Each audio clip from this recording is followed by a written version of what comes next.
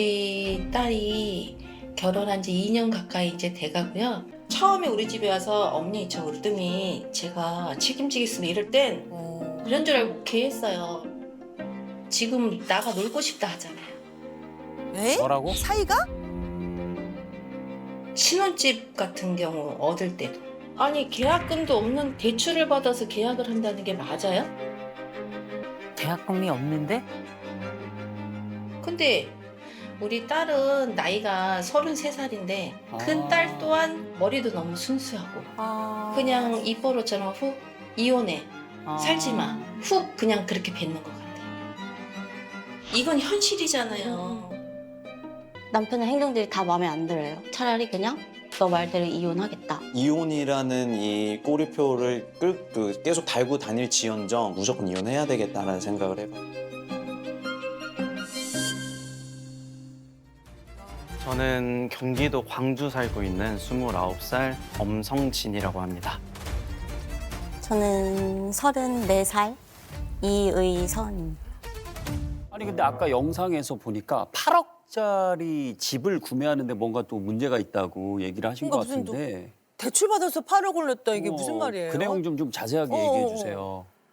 제가 모아둔 돈이 없어요. 없이 결혼을 했고. 아이의? 네. 네. 그래서 이제부터 좀 모으자라고 했는데 항상 하던 말이 내 집은 갖고 싶어. 이거였었거든요. 그래서 원래 이제 지금 계약한 아파트가 청약이 나왔을 때 미분양 뜰 거니까 그냥 기다려라 라고 했는데 미분양이 떴어요. 그래서 그러면은 우리 그냥 구경이나 한번 하러 가자라고 해서 구경을 하러 갔다가 계약까지 하고 온 거 같아요. 잠깐 8억짜리면은 계약금도 굉장히 어느 정도 내야 될 텐데 계약금 어떻게 했어요? 계약서 쓰고 이제 바로 1,000만 원 정도 계약금 냈어야 되는데 그 1,000만 원도 없었어요. 그래서 그때 이제 빌려서 이렇게 누가 빌렸어요? 아주버님 남편이 아주버님한테? 아 그러니까 형한테 빌린 네. 거예요? 아, 그래요? 사인은 누가 있어요? 공동명의. 자세히 나눴네. 그렇지 공동명의로 하긴 해야지. 그래서 한 달 안에 6,500을 또 내야 되거든요. 그렇죠. 10%를 내야 되니까. 근데 없잖아요. 네. 그래서 앞으로의 어떻게 계획을 좀 얘기를 해달라 했더니 대출 받으면 되지라고 하더라고요. 그러면서 캐피탈 얘기를 하더라고요. 캐피탈? 그 캐피탈 얘기를 하는데 제가 어떻게 가만히 있겠어요. 친정에 전화해서 이제 도와주셨죠. 친정 어머님이 근데 이 집 참 좋다. 형한테 전화 오면 1,000만 원이 나오고 엄마한테 전화 오면 막 돈이 막 쏟아져요. 근데 중요한 건 그게 다 빚이라는 거죠. 내 돈이 아니잖아요. 맞아요. 지금 빚이 얼마예요? 빚이요? 저는 빚이 없는데 예? 아파트 말고는 저 처음 계약서를 써본 거여가지고 아파트 말고는 아파트 빚이 8억이에요. 빚을 져본 적이 없어가지고. 지금 빚 졌어. 지금 빚이 진 아니, 거예요. 둘이 4억씩 빚이 있다. 그렇지. 그러니까 둘이 합해서 8억이 있는 거지. 지금은 경제권을 누가 가지고 계세요 그러면? 지금은 제가 가지고 있어요. 지금 잘 운영하고 계시는 거죠? 아니요. 이게 운영이 안 돼요. 아니요. 이게 운영이 안 돼요. 아, 이거 한번 물어봅시다. 남편분이 그냥 실례지만 한 달에 좀 얼마나 버시는지. 한 달에 1,000만 원 이상은. 1,000만 원 이상이요? 통장에 들어오는 건 그 정도인데 빠져나가는 게 그냥 거기서 반이에요.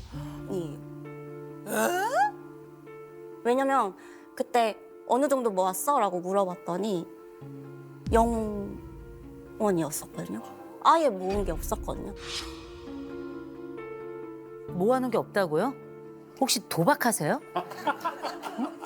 아 진짜 이거 정말 그거 빼고는 이게 지금 얼마가 나가는지 혹시 알고 있어요? 정확하게? 일단은 돈 관리는 아내가 하고 있어서 저한테 개인적으로 보험비나 빠지는 거 말고는 네. 잘 몰라요. 본인은 한 달 용돈 얼마예요? 20만 원이라고 얼마 전에 책정을 해줘가지고 나머지 돈 다 어디 있어요? 남는 돈이 진짜 어쩔 때는 뭐 150? 그러니까 카드를 많이 써서 카드값이 막 300 나올 때도 있고 해요. 뭐 때문에 이렇게 많이 나왔어? 라고 물어보면 나 하는 거 없어. 기름 넣고 밥 먹고 담배 사고 이 끝인데? 이게 돈 개념이 조금 없으시구나. 아내가 생각하는 이 남편의 가장 큰 문제점은 뭐예요? 나이가 어려서 그런지 모르겠는데 노는 걸 너무 좋아해요. 결혼을 하고도 이제 뭐 새벽까지 놀려고 하니까 아, 새벽까지 노는 거. 새벽까지. 6시에 들어온 적도 있었고 아침 6시? 아침 6시? 남편은 어떻게 놀아요? 거짓말을 하다 들켰어요. 어떤 거짓말? 노래방 가서 이제 여자를 부른다든지. 어머. 그 날이 응. 저희 웨딩 촬영한 거 이제 셀렉하는 날. 그 셀렉 되게 중요한데? 약속이 있으니 나가겠다라고 해서 알았다고 하고 내보냈는데 이제 그 노래방에서 사진 보고 톡으로 보낸 거 사진 보고 이거는 잘못됐고요. 셀렉은 같이 했어요. 그래가지고 아, 그때 그- 이제 집에서 몇 장 골라라 해가지고 골랐고 뭐 그날 제가 뭐 골라야 되는데 진짜 눈치 없이 나가서 뭐 노래방 가고 그러진 않았고요. 그러니까 이 정보들은 좀 잘못된 정보들이어가지고 근데 저는 증거를 이미 다 들었기 때문에 나는 내 와이프한테 신뢰를 많이 쌓았고 믿음을 많이 줬기 때문에 너만 잘해. 너만 걸리지 마. 라고 이제 상대방이랑 통화하는 내용까지 다 들었고 통화 녹음 내용 중에 뭐 헌팅 술집이 너무 가고 싶어요 뭐 이런 내용도 있었고 근데 이게 결혼 전이었어요. 결혼 전인데 왜 결혼했어요? 원래 이제 그걸 알게 되고 이혼보단 파혼이 낫다라고 해서 파혼을 하자고 했는데 각서를 이제 썼던. 각서를. 각서를 썼어요. 각서를? 앞으로 의선이에게 어떠한 거짓말을 하지 않고 실망감을 갖지 않게 할 겁니다. 회식 술자리 불참하겠습니다. 어길 씨, 현 시세에 맞는 20억짜리 집을 사주겠습니다. 20억짜리 집을 사주겠습니다.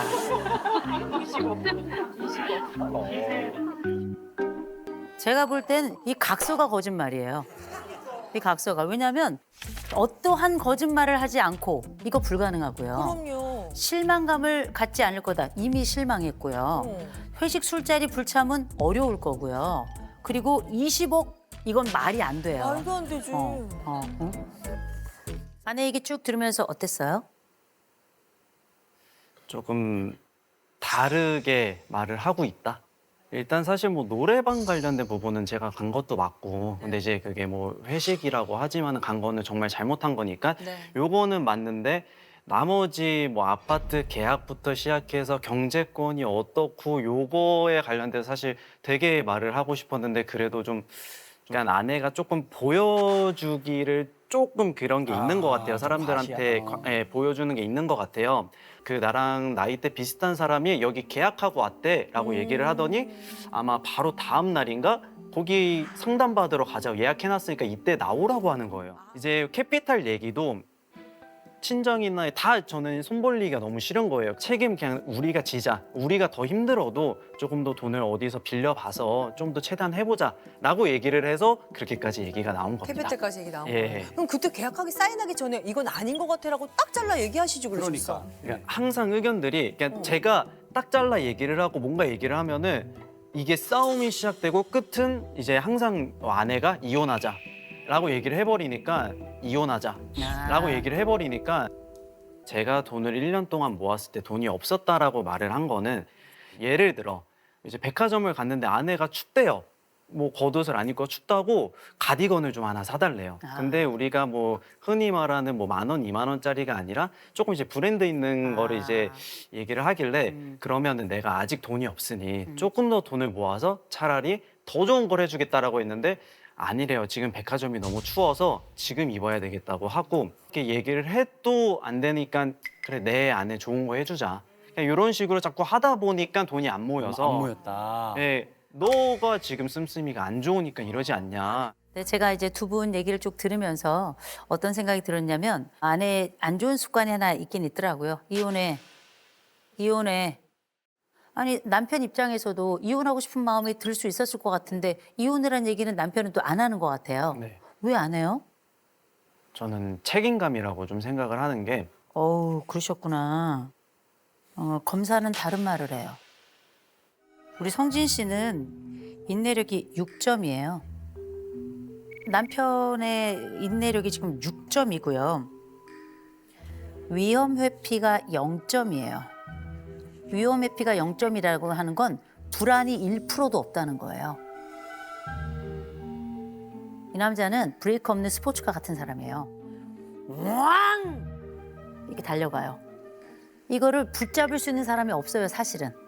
지금 자국추구 점수가 74점, 꽤 높은 편이거든요. 자국추구 점수가 높은데 지금 불안이 0점이죠. 그러면 책임감에 대해서 얘기하기 어려울 거예요. 아내 점수도 만만치 않다는 거예요. 아내는 기본적으로 자국추구 점수는 낮아요. 그래서 안정을 추구하는 형이 맞거든요. 그때 이 아내가 불안이 99점이에요. 지금 이 집의 지표로만 딱 보죠. 그러면 남편은 위험 회피가 0점, 용이야. 아내는 위험 회피가 99점, 100점 가까이. 거의 전 인생이거든요. 응. 공포 제로하고 공포 덩어리가 만난 거예요.